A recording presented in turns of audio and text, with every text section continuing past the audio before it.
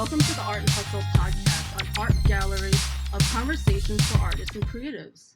I'm your host, Linda Chung, and today's guest is Carlos Vega. Thank you for joining me. Oh, thank you for inviting me. Main questions that I start asking everybody is like, how has the quarantine and COVID like affected you and your arts? Like me personally, I hear people say that, oh, they were very prolific and this and that. That definitely didn't happen to me. Mhm. Like I've always like kind of done stuff. I've always creating, always doing stuff. So Yeah. I think if anything, for me personally, this is just my personal experience. It kind of was hard to be creative, to be Yeah. honest with you. Like in the midst of it, in the deepest parts of it, Mm-hmm. it was kind of hard to just really be creative. I think for me, like art is sharing Yeah. too. Mm-hmm. Like it's showing people and getting a response or seeing what people think, or that's kind of like always been like one of my main reasons. And during the pandemic I Like kind of figured this out. feeding off of other people and other creatives, kind Yeah, of. Yeah. yeah, Mm-hmm. like showing it to my friends or showing it to Yeah. people or just having Yeah. it up or posting it or this and that. It was always sharing. Like to me, art is like communication, right? I feel Yeah. like Mm-hmm. the root of it is communication. And Yeah. Yeah. I don't know, something definitely stunted me while I was in the midst of the pandemic. I mean, it did things to try to kind of get me out, Yeah. but that I think it kind of stunted me a little bit.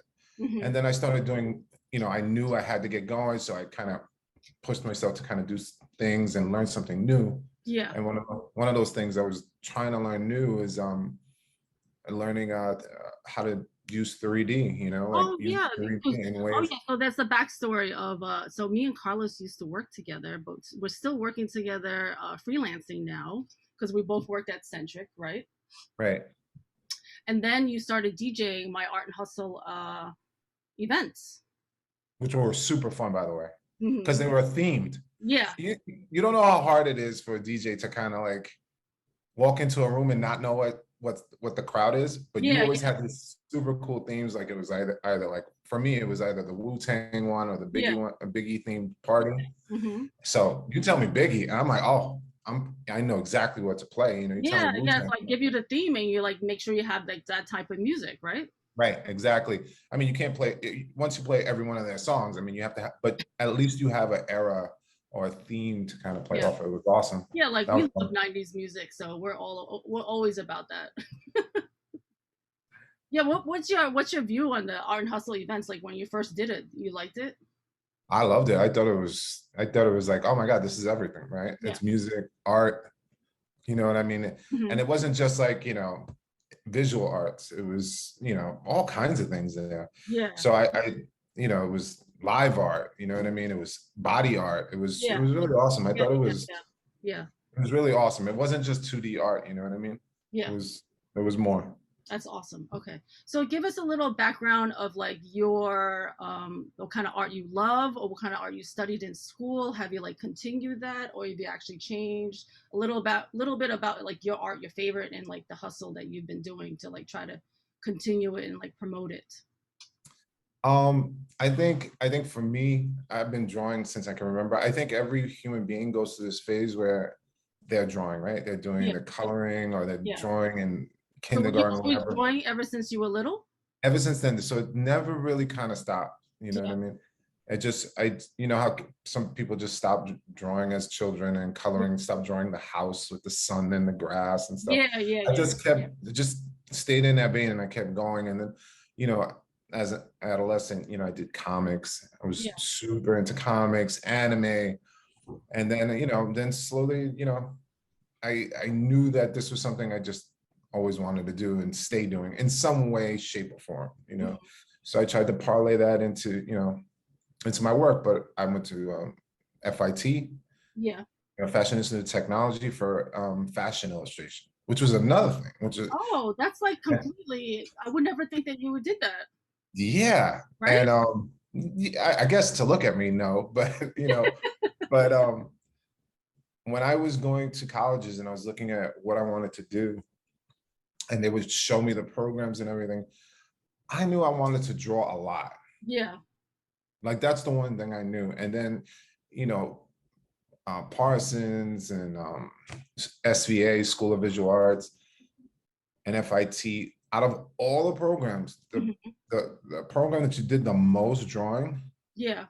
was fashion illustration. And not to mention, I also was interested in fashion illustration. I like to draw the human form. I like to Yeah. draw, I like I like the just the way it was presented to me, you know, drawing the garments, drawing, and it's not that much of a leap in a sense from Mhm. comics. I mean, I know it doesn't really go together, Yeah.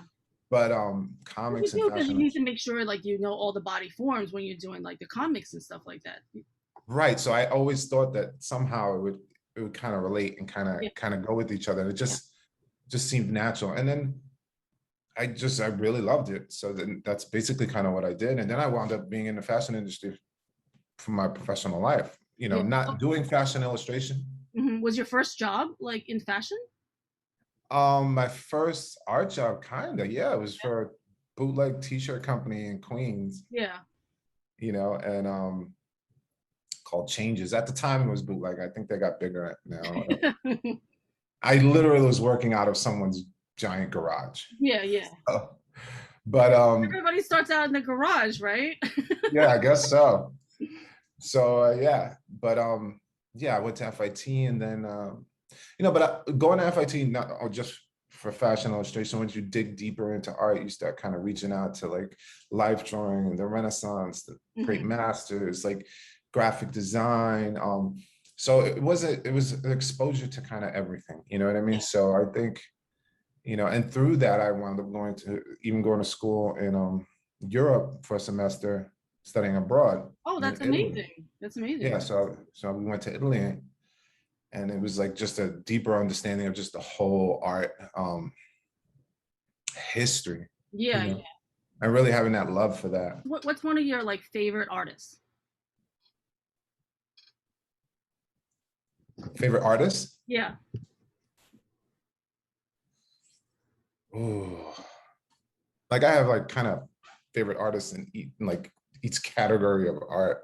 Yeah. Yeah, go ahead. All right, Whichever, so how about I do that? yeah, whichever ones of your favorite categories of your favorite art. Okay, Yeah. okay.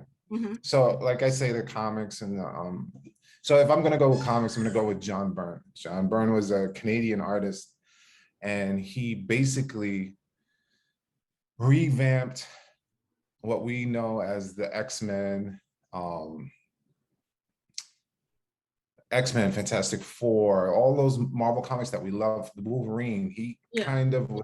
He was kind of a pinnacle piece in the character that we all know as Wolverine. He was part of Yeah. that era because he was also not only was he a comic book artist, but he was also a writer. Yeah. He either wrote or co-wrote everything he drew. Mm. So when I initially started looking at his art, I was like, well, his art is so good. It's so, you know, it tells the story so well. Hmm. And I was, you know, and this is when I looked at his art for years and I was like, wow, the art really tells the story so well. And then it occurred to me to look at the credits for the writing, and he also co-wrote or wrote. Wow. And I noticed the connection between Yeah. him writing it and him actually doing the art. And there Yeah. is he definitely, because he wrote it and drew it, he was Hmm. able to tell so much more story, I Yeah. think. It went deeper then. Yeah, it went deeper because there's things in the drawing that he could tell you without writing in words. Yeah. Yeah. You know, and get his point across. So is that So like one of your definitely, main like is that one of your main like passions is to do comics? yes and no. I mean, I definitely did comics. I did independent comics, but I wouldn't say, I think I'm like by nature a storyteller, Yeah. like just kind of by nature. That's Yeah. like kind of who I am. So I Mhm. like to tell stories. Yeah. So, but not necessarily in the traditional way, like with comics. I'm not trying to draw Spider-Man comics. You know what I mean? Yeah. Yeah. Like I kind of grown and I'm different now. So I like, if I'm gonna do it, because it's a lot of work, it's Yeah. not easy, like no Yeah. matter what anybody tells you. So if I'm gonna commit to it, I'm gonna do what I want to do. So Yeah. I kind of been doing that, you know. Yeah. And Hmm. in the last 10 years, I've done a couple of things, independent things and Hmm. stuff like that. Yeah. But yeah. Now, if I had to pick an artist, a fashion illustrator Yeah. artist, Antonio Lopez, Hmm. um, he might be, he's arguably the greatest like fashion illustrator, period. Yeah. There's a lot of fashion illustrators that it's arguable. Yeah. And he just so happened to kind of end off an era of fashion illustration, Mhm. because fashion illustration was kind of on the downturn. Like nobody's looking in newspapers anymore for fashion illustration. It's just not a thing. But it kind of transferred over to magazines and books and in other ways. And he was kind of part of that transition. And he was also like Puerto Rican and from the Bronx. Mhm. So I Mhm. also could relate, you know what I Yeah. mean? Yeah. And a funny story, my uncle, who was also an artist, who's a graphic designer, he knew him as a kid. Oh, So there's like, that's so cool. yeah, The there was whole like, connection of that is amazing. yeah. So it was interesting, you Yeah. know what I mean? And he eventually, unfortunately, he like died of AIDS, but he'll definitely go down as like the greatest fashion illustrator, Yeah. at least for me, and Hmm. arguably that ever lived. So Yeah. I guess that was another one. And I gotta say, great masters. I gotta pick a great masters. I'm gonna go with Peter Paul Rubens. Hmm. Now he was like a Flemish artist, but he was in the vein of the great masters like Michelangelo, Leonardo. Like he followed them and took so much from them, and he kind of took the best of them and kind of like made it his own. Yeah. And he was very prolific. So Hmm. if I had to pick, a fine artist, that I guess it would be him. Yeah. Yeah. So what are like some, do you have any projects that you're working on now, or a favorite project you worked on Well, before? I always have like comic concepts and ideas always kind of brewing. I have two stories that I've been developing like for the last couple of years Yeah. that I've been wanting to put together fully. But I've been kind of concentrating on the 3D stuff a little bit. Oh, And okay. and like I said, like during the pandemic, kind of stepped away from just the drawing stuff. And Yeah. then this is the thing, like um drawing was everything. That's like where my superpowers come from in my Yeah. Yeah. mind. You know what I mean? Like Hmm. if I can draw, I can do anything. Like so I always kept my drawing skills up. I would go to Art Students League Yeah. and draw on Fridays. Like I have, Mhm. constantly draw, because that was what I was taught, especially with Yeah. fashion illustration, is draw, draw, Yeah, which is what we kind of lose when like our 9 to 5 that we do, because like I work as the fashion designer, but I'm sketching the bodies on the computer, and then you're doing the art that goes on it. But then like we're losing that hand drawn feel our day to Mhm. day of 9 to 5, you know. So if I've always Right. noticed that I always like I have my 9 to 5, but then I'm always trying to find something to do on the side that feeds that passion of my art that I need to like sustain Yeah, and because work doesn't do it, right? no You work doesn't. think you think if you get an art job that it's Yeah. gonna. No, not at all. Not at It all. doesn't No. feed that, because even with the fashion stuff, like for instance, like I did a lot of kids generic, like that was kind of my thing. I always gravitated towards that. I always tried to own that. I did generic kids t-shirts and prints and stuff. And I did that to maybe hold on to the small bit of like true art that's still kind of left to Yeah. do in fashion. You know what I mean? Like drawing animals, drawing sharks, drawing trucks, doing. I tried to hold on to that little bit Yeah. that was still there so I can keep it in my professional life. Yeah. Yeah. So I was always trying to incorporate it. So that's kind of like the thing I did with my professional life. But yeah, I mean, that's super important to keep the real art in your life. You know what I mean? Yeah. Which is really hard. I mean, like that's a constant struggle that we have as an Mhm. artist, and then working a regular job that pays the bills. So that was one of my struggles. That's why one of the things I started like Art and Hustle, and then during the pandemic, I was like, you know what? I feel like I'm losing that connection to like people and the artists and the art shows that I was doing. So I was like, maybe I can just start interviewing, all the artists and just have that conversation and just continue being like somewhat creative, while we're at home. Right. And it's like you need to bounce it off people. Like Yeah. a lot of people say that art's it's like some people take their art and kind of just do it quietly, on the side, and like they don't really want to share. But like I feel like you kind of you the only reason you're doing it is Yeah. to share. Yeah. Yeah. Yeah. There's like literally no reason to do it. Yeah. other than to show someone or eventually show someone, Yeah, right? because like Or art's all around us. Everything is art that's around us, from like the painting to the computer to your glasses to like the clothes. Like everything is a form of art that's around us. right. And I mean, that's like functional art, right? Like Hmm. it's art, you want it to look nice, so you design it a certain way. But I feel like the personal art, even if you tell yourself you're doing it for yourself, Yeah, you have to come to terms with the fact that you're really doing it to show others. yeah, Whether you say to yourself, all right, maybe I'll die and then somebody will discover me. Whatever the reasoning is, one way is my dog. He's like picking up the squeaky toy and he's like, now he wants to squeak. yeah, yeah. He But wants to be the on camera. bottom line is, Maybe you have to grab him and put him on camera. yeah, maybe he's super cute too. But yeah, I think you're always doing art to on some way to communicate with others. Hmm. So that's what I believe. Whether you're doing it now, after you die, one Yeah, way. yeah. So do you find it hard to like be able to balance like doing your art and also like family life and everything? Um, you know what? No, I actually don't. I don't ever blame my family or anyone because I can't do something or I can do something. That's good. Because you're an artist and I'm an artist, and we both know how much artists love to waste time. Yeah. You know what I mean? Like, We like to procrastinate, right? oh yeah. But I think when you have a family, you become a little more efficient with your time. Yeah. You know what I mean? Yeah. Because you have no choice. If you're Yeah. gonna do this, you got to plan it. Look, I'm gonna go out and and do some life drawing. I got to plan it. I got to make sure I have the time free. Everything is covered, Yeah. and it requires more effort, more planning. Yeah. And I think in that you kind of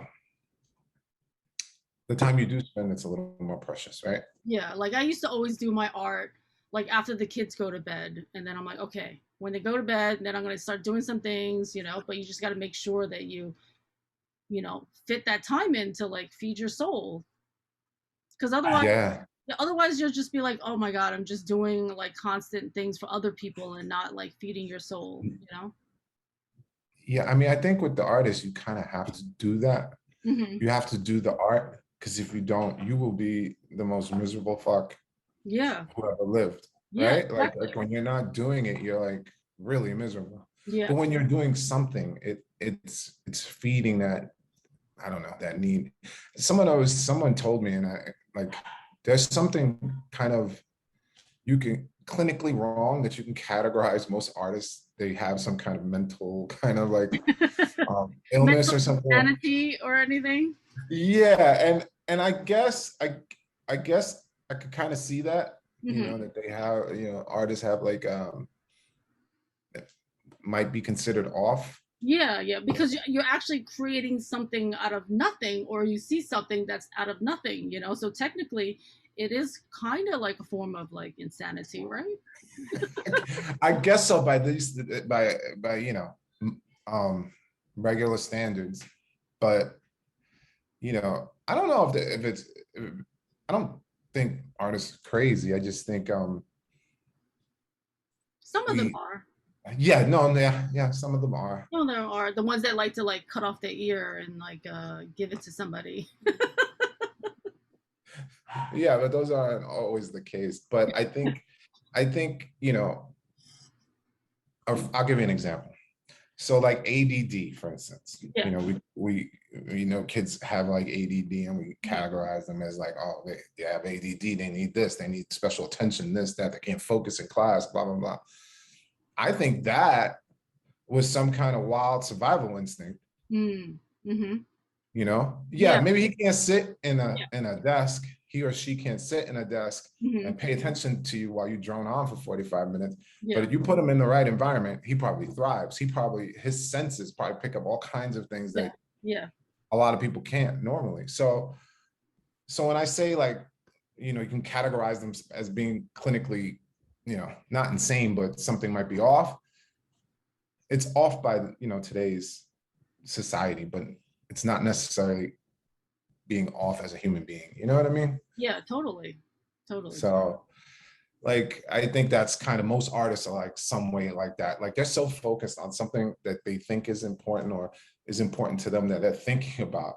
And Yeah. the next person, it's probably like, what are you doing? You know what I mean? Yeah, totally. So I think I see artists in that way. They kind of can focus on what they want to focus because they're trying to tell a story or figure Yeah. something out. Hmm. So yeah, you know, I don't mean to insult artists. Like I don't want to, you know No, what I not mean? at all. Not at all. Not at all. I mean, like artists are special, you know. We all have like certain like special ways to like be able to like interpret things and make things, you know. So everyone's different of like what kind of art they want to do and what they can like get out there. Like I don't think I could be a close friend with someone if there's not a little something wrong with you. You know what I mean? Kind of need it. Yeah, Kind yeah. of need that. You know what I mean? Like, oh, okay. I I understand you. You know what I mean? Like I get you. Like, oh, somebody's like a little bit skewed, a little bit. Yeah. Okay, all right. All right. I get it. I like it. Yeah. I got this. I got some different but similar problems. Yeah, like what would be your like advice to like somebody young, you know, coming out there in the field now of like, you know, trying to follow their passions of art? Like what would be your advice? I mean, if you're an artist and you know who I'm talking to, not the guy, not the guy or girl who just kind of trying to make money off of something, trying to figure something out, but someone who's like has to do art, like it can't not do art. I mean, I would say as soon as you know, you follow whatever passion you want to do. You Hmm. know, you just follow it. Yeah. And I feel like, you know, the world will kind of unravel before you. You know what I mean? Like it'll unfurl before you. It'll show you the path. You just got to stay on it. You know what I mean? Yeah. Yeah. I mean, I think one of the greatest like motivating factors in my life, you know, is, you know, I'm from the Bronx. I grew up in the Bronx. You know, I grew up in the Bronx in the late 70s, early 80s. You know what I mean? So like for me, you know, me being an artist, like was not, you know, my family was like, what? You know what I mean? They're like, no, you got to get a job with insurance and this and that. Hmm. Hmm. And there was a pressure to make it work. Like I didn't have the privilege of like, all right, I can go fuck off for like 4 or 5 years and, Yeah. you know, travel the world and do art. And like, I didn't have that option. So Yeah, there like was for always me, that stigma of like, oh, you're gonna do art, you're gonna be like a starving artist. Like right, you're gonna make right, ends meet. You know, that was always right, the stigma. right. So I never wanted to be full on that. You know what I mean? I wanted to make it work on both ends. And I feel like on some level, you know, there's obviously good, you know, good years and bad years, but on some level, I've kind of feel like I've gotten to a Yeah. comfortable place. You know what I Yeah. mean? Yeah. Yeah. You know what I mean? Like I Yeah. can do the art and I can make it work so I can pay the bills kind of thing. Exactly. Exactly. Thank you so much. I'm so happy we're finally able to do this. So I'm gonna wrap it up. Yeah, I think Zoom is gonna like end us. it's okay. Hey, Linda, keep doing this, man. This is Yeah. awesome.